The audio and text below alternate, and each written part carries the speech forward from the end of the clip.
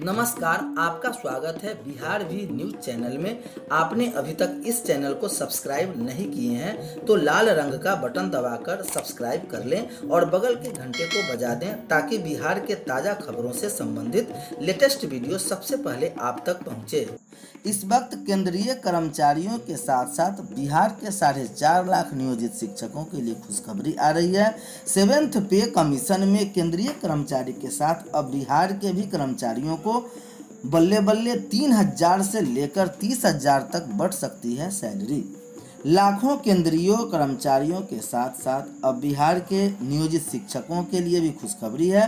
केंद्रीय कर्मचारियों की सैलरी में 30,000 रुपये प्रति माह तक की बढ़ोतरी होने वाली है। केंद्रीय कर्मचारियों और पेंशनर्स को महंगाई भत्ते वाली केंद्रीय कर्मचारी और पेंशनर के महंगाई भत्ते डीए और महंगाई राहत डीआर को सितंबर से केंद्रीय कर्मचारियों को उनका बढ़ा हुआ महंगाई भत्ता और महंगाई राहत मिलने लगेगा। खबरों के मुताबिक उनका महंगाई भत्ता 17% से बढ़कर 31% हो जाएगा।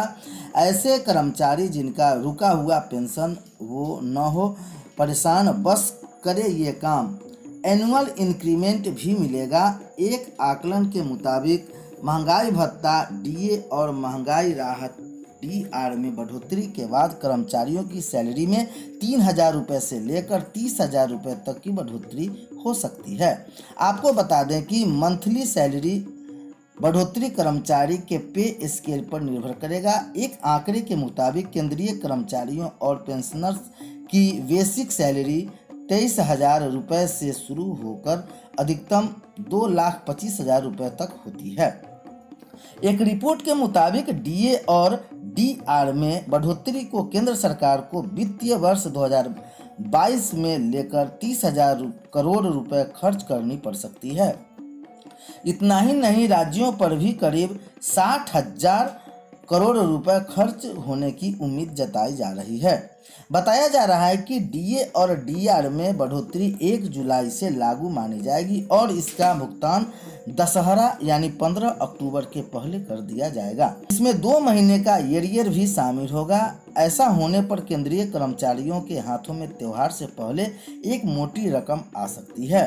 ठीक उसी प्रकार बिहार के भी अन्य कर्मचारियों के साथ साथ नियोजित शिक्षकों के भी हाथों में मोटी रकम आ सकती है। आपको बता दें कि डीए हर साल 2 बार जनवरी और जुलाई में संशोधित किया जाता है, पर सरकार ने पिछले साल कोविड-19 महामारी के मद्देनजर डीए में बढ़ोतरी नहीं की थी। इस पर लगभग 1.5 साल मार्च 2020 से जून 2021 तक रोक लगी थी, जो बीते महीने ही खत्म हुई है। ऐसे में इस पर जल्द फैसला संभव है। इससे पहले डीए और पेंशनर्स के डीआर को लेकर बुधवार 6 जुलाई को होने वाली कैबिनेट की बैठक रद्द हो गई थी। पीएम मोदी के नेतृत्व वाली केंद्र सरकार के संभावित कैबिनेट विस्तार के चलते यह बैठक रद्द करनी पड़ी थी। इधर मुजफ्फरपुर में पैसे पैरवी पर नियुक्ति का केस खुलने के बाद स्वास्थ्य विभाग कैसे जागा, देखिए। 3 महीने वाले संविदा कर्मी 3 जिलों में हटाए गए, 4 में नियुक्ति रोकी, 13 में कर रहे काम। कोरोना की स्थिति संभलने के लिए 3 महीने के लिए संविदा पर स्वास्थ्य कर्मी को रखने में पैसे और पैरवी का खेल मुजफ्फरपुर में सामने आने के बाद स्वास्थ्य विभाग जागा, लेकिन उसकी आंखें पर हर जिले में नहीं खुली। सिर्फ मुजफ्फरपुर में ही गड़बड़ी थी तो 3 जिले में ज्वाइनिंग के बाद कार्य मुक्त किए जाने की वजह नहीं बताई गई, जहां राज्य के 4 जिलों में कोरोना संभालने का आधार बताकर नियुक्ति रोक दी गई।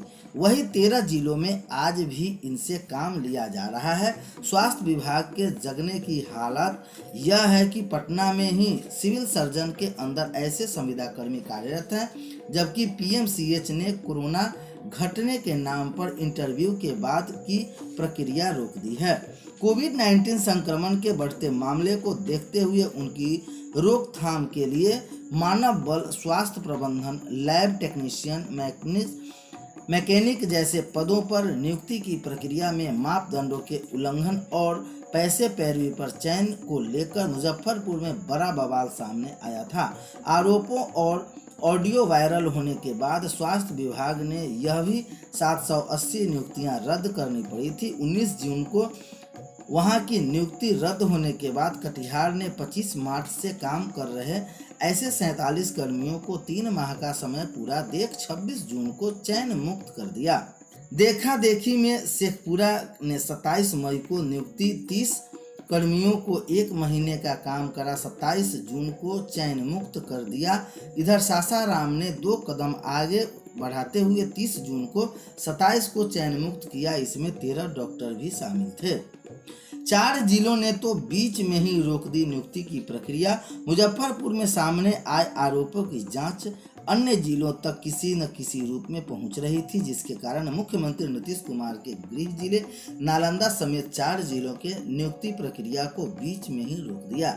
नालंदा में 279 पदों के लिए आवेदन जमा करने के बाद प्रक्रिया रोक दी गई थी, तो अरवल और सीतामढ़ी में इंटरव्यू होकर रह गया। मधुबनी में 378 को चयनित होने की जानकारी दी गई, लेकिन 11 जून की तारीख से प्रक्रिया रद्द कर दी गई।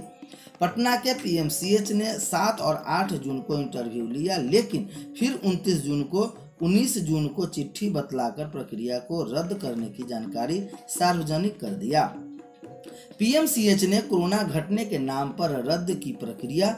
कोरोना नियंत्रण को हो जाने के नाम पर 19 जून को स्वास्थ्य विभाग ने 3 महीने की ही यह नियुक्ति रद्द करने का आदेश दिया, लेकिन यह कई जिलों में प्रभावी नहीं हुआ। किशनगंज में 33 पदों पर चयनित हुए कर्मचारियों में से 28 ने योगदान तो दिया और वह कार्यरत है। बेगूसराय में भी सभी 45 कार्यरत हैं।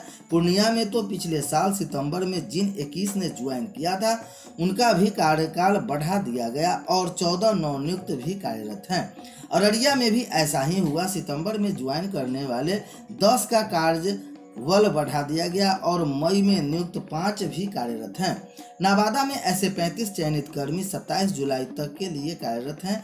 गया में ऐसे कार्यरत बल की संख्या 36 है। बक्सर में 3 माह के अंदर 27 कर्मियों का चयन हुआ। इसमें जितने ज्वाइन किया सारे कार्यरत हैं। खगड़िया में डॉक्टर समेत 31 ने नई ज्वाइन किया और सभी 27 अगस्त के लिए कार्यरत हैं। सुपौल में मई के अंत में 33 को आउटसोर्स कंपनी के जरिए जून तक के लिए रखा गया था, हालांकि अंतिम सूचना तक हटाया नहीं गया है।